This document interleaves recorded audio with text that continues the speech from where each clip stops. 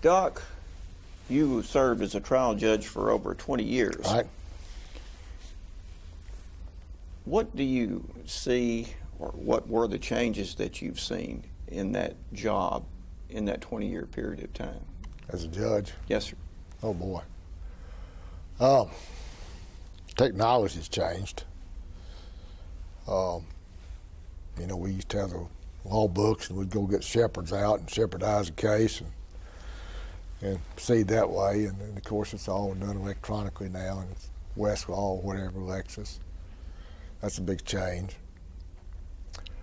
I think the extent of paperwork that has increased significantly, and I'm not sure that's good. People submitting all these interrogatories and all this type of stuff they do, and all these documents. I think it's getting very expensive to litigate, more expensive than a lot of people can afford. I think we were seeing a lot more motions for summary judgment and things of that nature over issues that shouldn't be raised in that manner, issues that probably should be tried. We're seeing mediation taking place now. When I started in 1994, you didn't have any private mediators, and the judges were doing a lot of it, and that's increased substantially. The law is changing substantially, particularly by the legislature. We don't have workers' compensation anymore to speak of, and it's almost non-existent. The tort law has changed significantly. The number of tort cases that are being filed has decreased significantly. Some people think that's good, but on the other hand, people that are injured don't think it's good. I think all of those things have happened. I think that the independence of the judiciary is being threatened. We have seen here recently in Tennessee an all-out assault was made upon 3 Supreme Court justices who are guilty of being Democrats and nothing else, excellent judges. And an effort was made to defeat them for that purpose. I'm concerned about the new legislation that's been enacted recently concerning the selection of judges, that is, where they have to be affirmed by the legislature. I'm concerned that when that process starts, judges are going to be asked their position or thoughts on social issues that really have no bearing to their job. I'm concerned a lot of pressure will be placed upon the judiciary to satisfy some people to ensure that their selection. I'm hoping I'm wrong about some of these issues, but I think there's changes in where we're headed. I'm concerned about it. You mentioned some of the technological issues. Right. You never had a law clerk, did you? No. How did the legal research work? We did it ourselves. You know, I recall a story is told of Judge Dick German Sr. You know, back years ago, the district attorney, when he was district attorney, the district attorneys had a district attorney, and that's it. You know, Fleming Hodges in our area had himself and nobody else, and he had 4 counties. But somebody asked Judge German if he wanted an assistant. He said, "No, I'll take a golf caddy if you give me one. I don't need an assistant." I always thought that was a good story. You know, I did not have a law clerk. I didn't want one. I didn't need one. I could do my own research when I needed to do that. Some lawyers obviously are more difficult to work with than others. That's true. Some are more prepared than others. That's true. How did you deal with these difficult lawyers, unprepared lawyers? The lawyers that were difficult, I tried to let them know at the outset who was in charge and of the case. You know, if you didn't, they'll run over you. They'll do whatever they wish. I tried to do that. And if they didn't get the message the first time, I would tell them again, or I may call them up to the bench and said, you know, don't do that anymore. You know, I've had a time or two to call a lawyer up and said, look, I'm rude. I've told you 3 times you can't do this. I don't want to hold you in contempt of court. I never did have to do that, by the way. But anyway, that usually worked out if you just let them know who's in charge. The lawyers unprepared were probably more difficult. I'd usually bring them up to the bench and ask them some question like, do you have any authority in the United States or anywhere else in the world that supports what you just told me? And I think they pretty well got the message, but I tried to do that in a way where it wouldn't embarrass them in front of their client.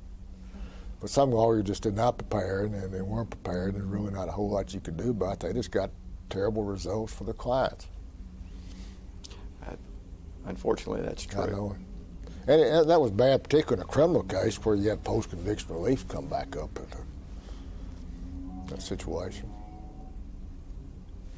When you first started as a trial judge, mediation was an unheard of concept. True.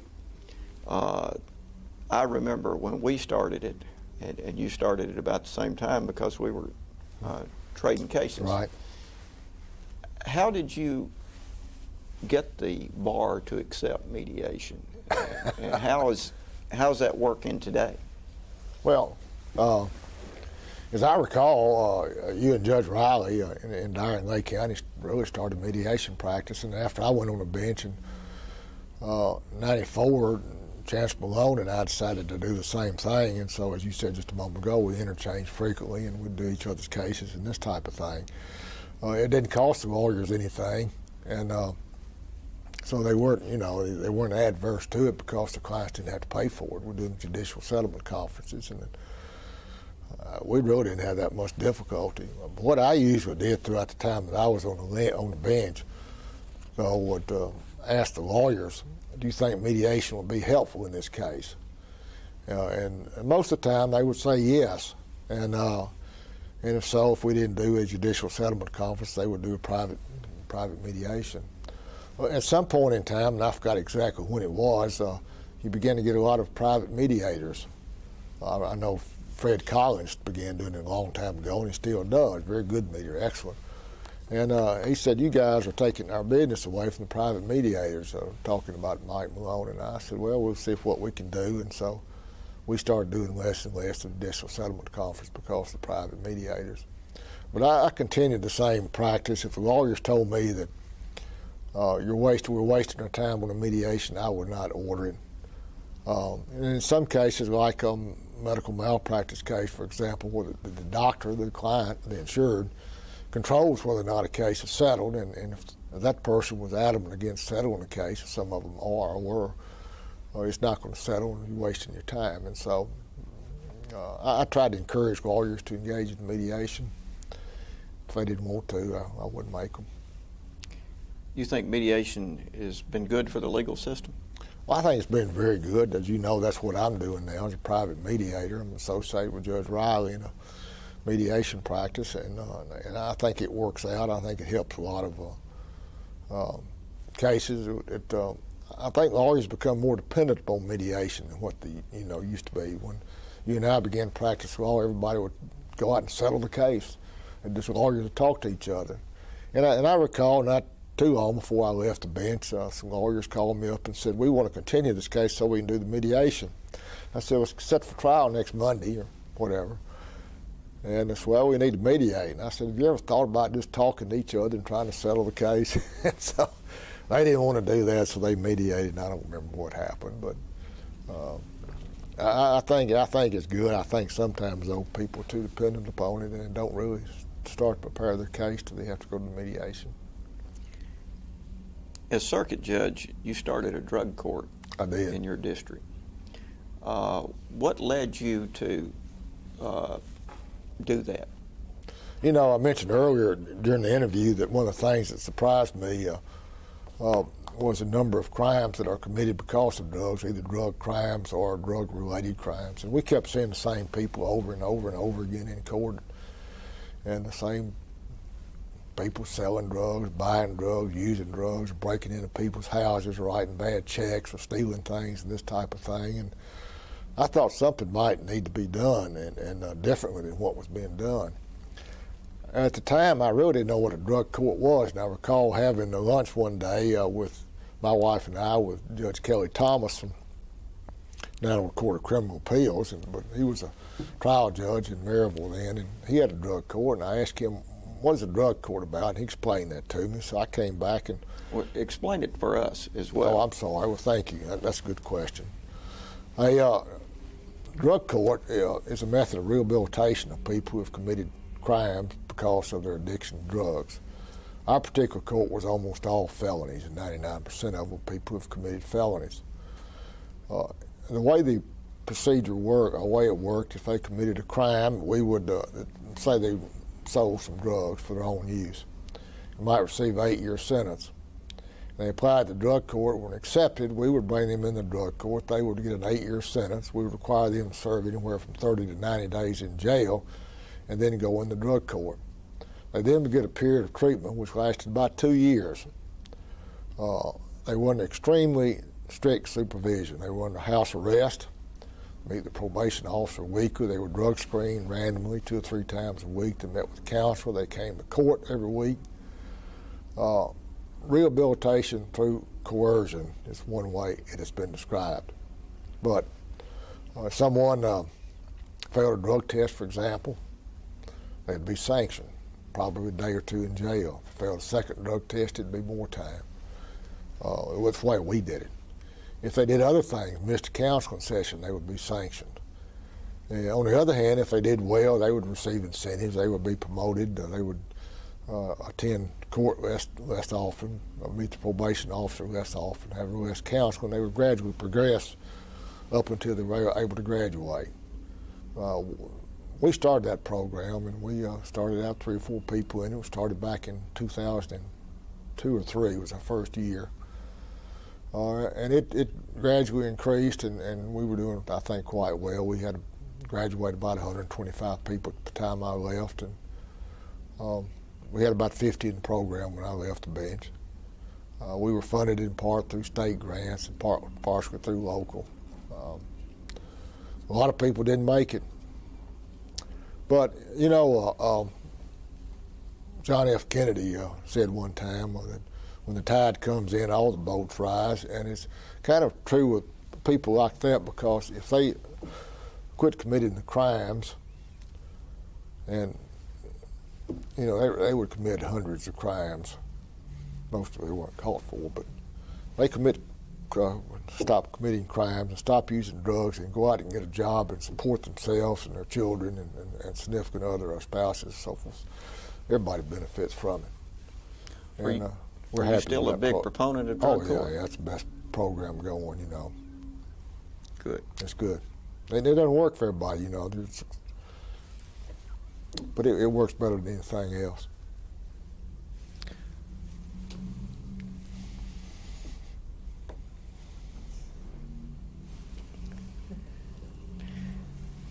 You were well known as a trial judge who, if someone asked you to hear a case, or if the AOC or Supreme Court called you to ask you to go hear a case, you always said yes. Right.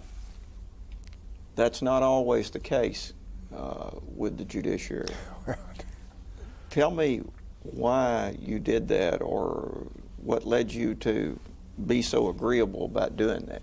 Well, you know, if I had to ask somebody to hear a case for me, I would want them to do the same thing. But aside from that, I like to go out to different courthouses, and I did that as a lawyer, went to a lot of different courthouses, and I always enjoyed doing that and seeing different people and seeing the clerks and the lawyers somewhere else. And I enjoyed the travel. I thought it was a lot of fun, and I enjoyed it. What do you consider to be your most significant accomplishment in your legal career? I think without question, beginning the drug court. That's what you're most proud of? Right. Okay.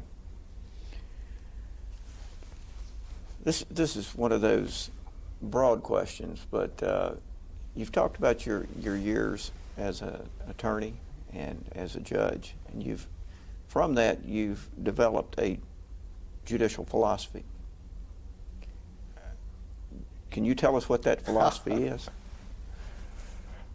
or how you developed it? I don't know how I developed it.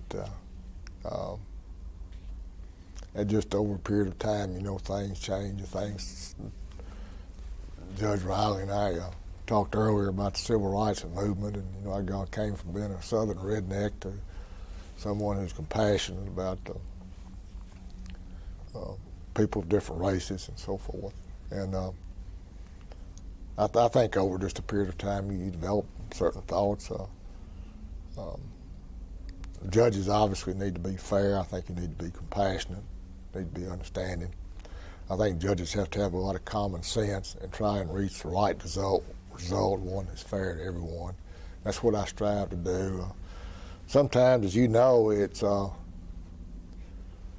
law sometimes gets in your way. You can't disregard the law. I know that, and I never did that. But I tried somehow to take whatever the law might be in the situation and come to a decision in the case that's fair to everybody. Sounds like to me you're describing a person who never stopped learning and never stopped changing. Well, I guess you're right. My wife still suggests a few changes are in order. Oh, man. I know in times past you were an avid runner and snow skier. Right. You still do that? I still love to snow ski. We go a couple times a year. I'm not running anymore. I do walk and ride a bicycle and go to the gym and try and exercise. You have any other hobbies? I like to play golf, read, mainly fiction. Well, have you read any good books lately? Oh, gosh.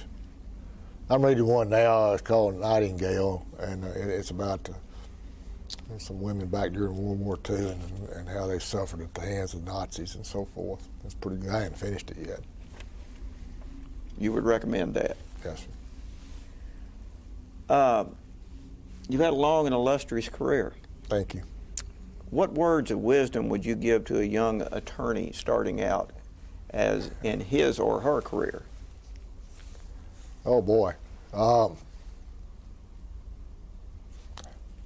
I think the advice Tom Hillman gave me a long time ago is still very good advice, and that is, again, look at a good lawyer and see what that lawyer does and try and do what that lawyer does, and look at a bad lawyer and do not do what that person did. I often told that to people in our drug court. Somebody would come into our drug court and say, you know, you look over at some of these people who hadn't used drugs in a year and done what they're supposed to, and try and figure out what they're doing correctly. And this guy over here that's in jail because he just failed his third drug test don't do what he's doing or whatever. And I think that's important. I think all lawyers are going to have to understand they're going to have to work a lot. I think they're going to have to understand they're going to have to be fair and congenial with other lawyers. A lot of times that's not the case anymore. You see lawyers coming in and they lock horns when they should not be. And I think that I would tell them to, you represent your client, and you always need to remember that, but also you're bound by rules of ethics. Would you give any different advice to a young person starting out as a judge? No. Same thing? I might add a little bit to it. Temperament and compassion and this type of thing. But did you ever try any death penalty cases? I did not. I tried a number of first-degree murder cases, but and I have received. I took 2 courses on death penalty cases, and I'm glad I did not have to. I did have one case at one time where there were 4 defendants, or 5. I mentioned that earlier, I think, and for a long time the state was seeking the death penalty. In fact, I had to go all over West Tennessee to find death penalty qualified lawyers to represent. I had to have 2 for each client, for each defendant, and later the state withdrew that. So we did not proceed in that manner. Now that you've concluded your judicial career, what are you doing? I'm doing civil mediation. I mentioned earlier I'm associated with Judge Joe Riley, and I'm doing that kind of on a part-time basis. I'm enjoying it. Staying busy, I'm sure. Fairly busy. Good. Is there anything else you wish I'd asked that you'd like to share with us? Not that I can think of, Steve. Doc, my final question to you is this. How would you like to be remembered? Oh, boy. You know, my dad told me that, son, you need to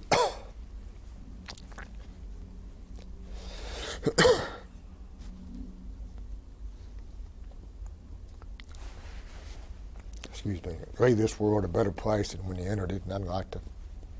I tried to do that. It may not be a big contribution, but it's some contribution. I thought that's good advice. I think that's great advice, and I think that we can all say that you've done that. Thank you. Appreciate it.